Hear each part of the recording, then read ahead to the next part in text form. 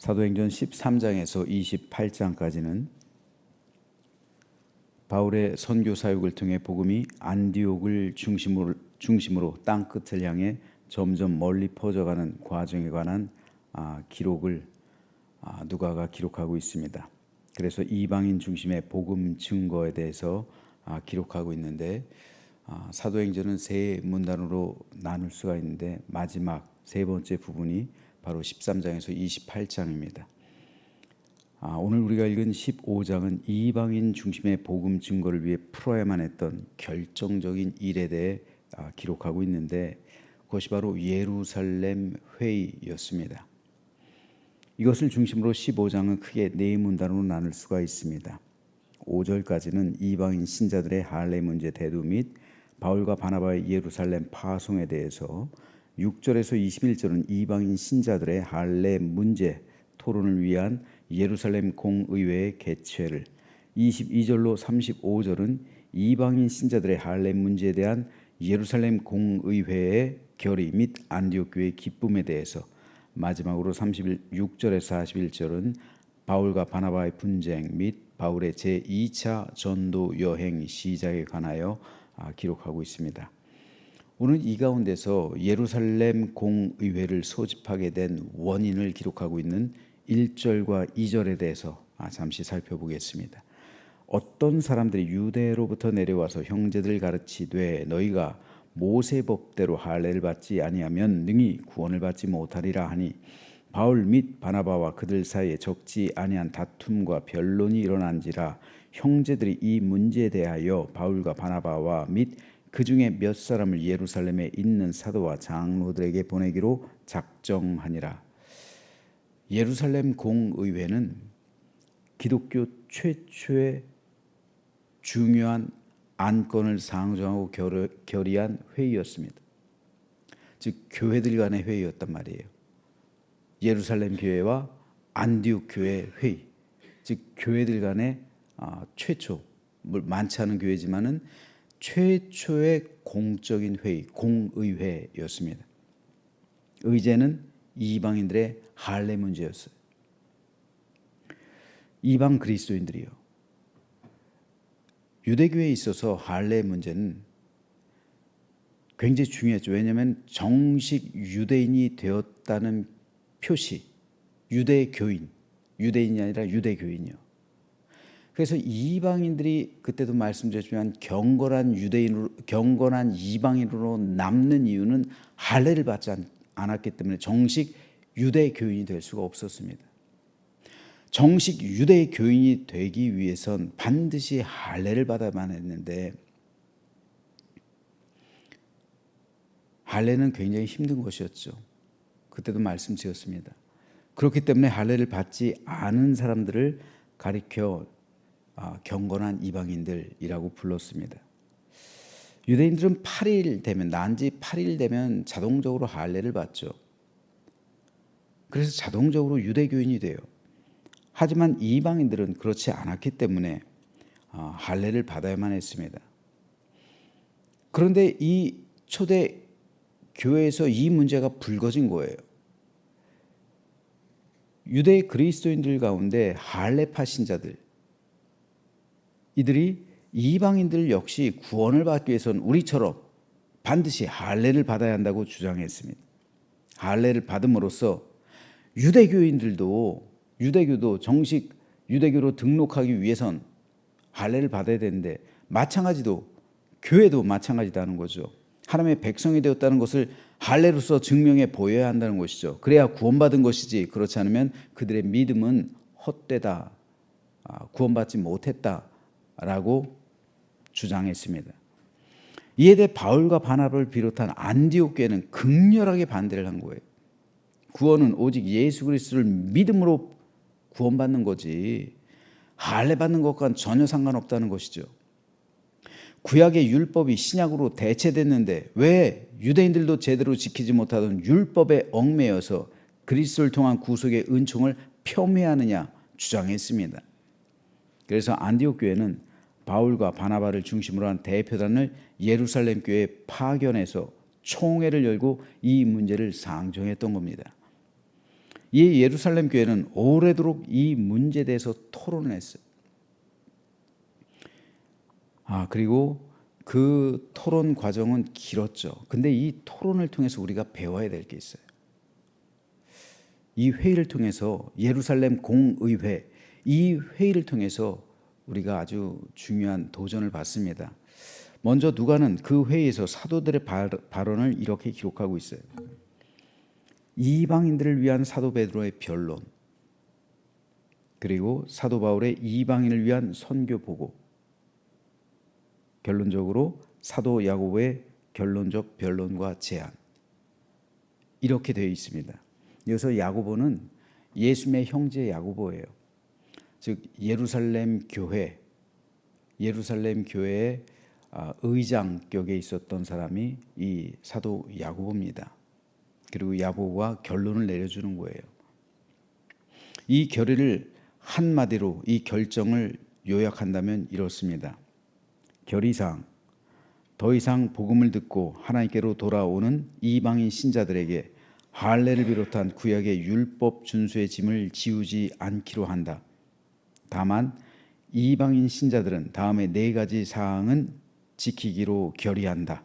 첫째, 우상에게 바쳐진 제물은 먹지 않는다. 둘째, 음행의 죄를 짓지 않는다. 셋째, 목매어 죽인 짐승의 고기는 먹지 않는다. 넷째, 피를 먹지 않는다. 이렇게 4가지 조항, 4가지 금지 조항, 이 외에는 자유롭게 믿음 생활하게 한다. 이게 예루살렘 공의회의 결의였어요. 이렇게 해서 이방인을 향한 복음의 문이 활짝 열렸어요. 이제 복음을 전하는데 아무 거리낌이 없게 되었습니다. 결과적으로 교회는 대부흥의 시대를 맞이해요. 이때로부터 자유스럽게, 보세요. 바울과 바나바가 가서 다투긴 했지만 서로 이방인 선교를 시작하잖아요. 이때부터 본격적으로 이방인 선교가 시작되는 거예요. 이 회의 결과로. 만일 이때 회의가 감정적으로 흐르거나, 그래서 내 주장, 내 뜻을 관철시키기 위해서 서로 다투고 분열하거나 갈등이 있거나 혹은 민족의기를 앞세우거나 그랬다면 아마도 이 회의는 열매 맺지 못했을 겁니다. 아마도 교회의 부흥과 성장은 지체되었을 거예요. 회의를 어떻게 하느냐에 따라 교회의 부흥과 성장 여부가 결정될 수 있음을 보여주고 있는 거예요. 회의 가운데 성령께서 임하시고 역사하시면 가장 좋은 길로 인도함 받는다는 사실을 깨닫게 되는 겁니다. 그리고 어떤 회의를 해야 될지 기독교 교회에 있어서 그 회의의 모범을 제시해주고 있는 거예요. 그러므로 이 부분은 굉장히 중요해요. 교회들 가운데 많은 교회들이 회의를 합니다. 하지만 회의를 하는데 인간적인 생각으로 흐를 때가 많아요. 성령에 민감해야 되고 성령의 지배하심과 성령의 통치하심, 그리고 성령의 주권을 인정해야 되는데 사람이 자기 주권을 주장하면요, 그 회의는 큰일 나는 겁니다. 그건 인간적인 방향으로 흘러가는 거예요. 인간의 생각을 모으기 위한 그런 회의가 되어서는 안 되는 거예요. 세상 회의는 인간의 생각 중심이죠. 사람들의 생각이 중심이기 때문에 사람들의 생각을 모아요. 하지만 기독교, 교회에서는 그렇지 않아요. 교회는 사람이 중심이 아니라 하나님이 중심이죠. 하나님께서 하나님이 주인된 교회잖아요. 그러니까 하나님의 주권을 인정하고 어떻게 해야 우리가 성령의 뜻에 순복할 수 있을지 이걸 결정해야 되는 거예요. 그래서 성령의 임재하심과 성령의 통치하심과 성령의 지배하심, 이거를 보여주고 있는 게 바로 예루살렘 교회 회의였단 말입니다. 반면 어떤 교회는 전혀 회의를 하지 않아요. 하지만 회의하지 않는 교회는 굉장히 위험합니다. 권위적으로 흐르거나 그리고 독재 국가처럼 한 사람이 모든 것을 결정하고 나머지는 따르는 구조가 될 수 있기 때문에 아주 위험한 겁니다. 신천지를 보세요. 그들이 교주와 회의합니까? 아니요. 교주는 명령이에요. 지시예요. 절대 회의하지 않아요. 그러므로 건강한 교회는 회의하는 교회예요. 회의하는 교회가 건강한 교회예요. 사도들이 성령으로 충만하지 않아서 회의했겠습니까? 예루살렘 교회, 안디옥 교회 모두 성령으로 충만한 백성들이 모인 곳이었어요. 하지만 성령으로 충만해도 각자의 생각과 신념은 달라요. 결국 그들의 공통 부모는 성령님입니다. 성령님을 의지하면서 성령께서 원하시는 대로 그 길을 따라가는 것이 교회가 승리하는 길이에요. 초대 교회가 왜 위대했느냐면 바로 이 성령의 역사심에 자신들의 모든 것을 맡겼기 때문입니다. 그 결과 성도들은 기쁨으로 충만하게 됐고 교회는 폭발적으로 부흥하고 성장하게 되었습니다. 그러므로 이것은 오늘 우리 교회도 중요합니다. 우리 교회들 역시 초대교회를 본받아서 회의하는 교회가 돼야 돼요. 회의를 하되 회의 가운데 성령의 임재하심으로 충만해야 됩니다. 그래서 오늘 25절에도 보면 만장일치로 결정했다. 이런 말씀이 나와요. 만장일치가 되었다. 만장일치가 어떻게 만장일치가 될 수 있을까요? 그 회의는 분명 이걸 반대하는 사람들도 있었잖아요. 그러니까 서로 첨예하게 자신들의 의견이 엇갈린 거잖아요. 그런데 반대했던 사람들도 자신의 뜻을 다 내려놨다는 거예요. 다 성령의 뜻에 따랐다는 거예요. 뭡니까? 내 뜻이 중요한 게 아니에요. 내 생각이 중요한 게 아닙니다. 내 신념이 중요한 게 그런 거 하나도 안 중요해요. 담임 목사로서 제 생각 하나도 안 중요해요. 제 신념 전혀 중요하지 않습니다. 제 뜻 아무것도 아니에요. 중요한 것은 성령님의 뜻이죠. 하나님의 주권이죠. 이걸 발견해가는 과정이 회의예요. 담임 목사의 생각 틀릴 수 있어요. 얼마든지 잘못될 수 있습니다. 왜요? 인간이니까요. 저에게도 욕심이 있으니까요. 얼마든지 잘못될 수 있어요. 그걸 바로잡는 게 기획위원회잖아요. 기획위원들 각자의 생각 틀릴 수 있어요. 잘못 판단할 수 있습니다. 인간적으로 흐를 수가 있어요. 잘못된 생각 말할 수 있습니다.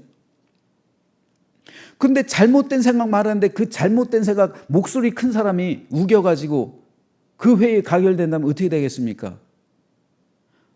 혼란스러운 거예요. 교회가 부흥의 길이 아니라 쇠락의 길로 가는 거예요. 큰일 나는 겁니다. 그러므로 기획위원들이 기도하지 않으면 성령에 민감할 수 없어요.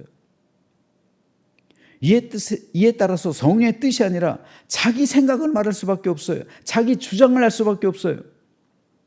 그럼 회의가 어떻게 되겠어요? 인간의 판단과 생각으로 흘러가는 거고요. 인간적인 생각과 결정을 내려버리는 거예요. 이거 굉장히 위험한 겁니다. 차라리 아니함만 못하는 거예요. 그러므로 회의하는 사람들, 특별히 기획위원들은 반드시 회의 전에 성령님의 임재하심을 구해야 되는 거예요. 그리고 나 자신 거룩하고 정결한 그릇이 되어야 됩니다. 그럴 때 성령님께 민감할 수가 있는 거예요. 그래서 만장일치로 결정할 수가 있는 거예요. 이 말이 뭡니까? 만장일치가 되었다는 거예요. 저는 이 말에 굉장히 큰 은혜를 받아요. 어떻게 생각과 신념이 다른데 만장일치가 됩니까? 누군가는 자기 생각을 접었다는 거예요. 성령님의 임재하심에 그 모든 것을 맡겼다는 겁니다. 성령의 주권을 인정했다는 거예요. 내 뜻을 꺾었다는 겁니다. 굴복시켰다는 거예요. 항복했다는 겁니다. 이게 위대한 거예요. 이게. 우리는 어떻습니까? 회의하고 나서 앙금이 나는 경우가 있어요. 많은 교회들이 그래요. 내 뜻이 관철되지 않으면 밤에 잠을 못 자요. 그런 사람들이 한둘이 아니에요. 교회 리더가 그렇게 되면 안 되는 거예요. 끝장나는 겁니다. 그러면.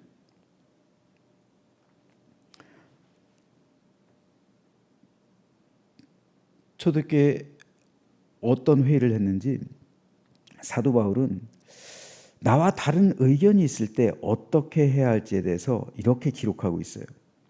예언하는 자는 둘이나 셋이나 말하고 다른 이들은 분별할 것이요. 이거 회의 때예요.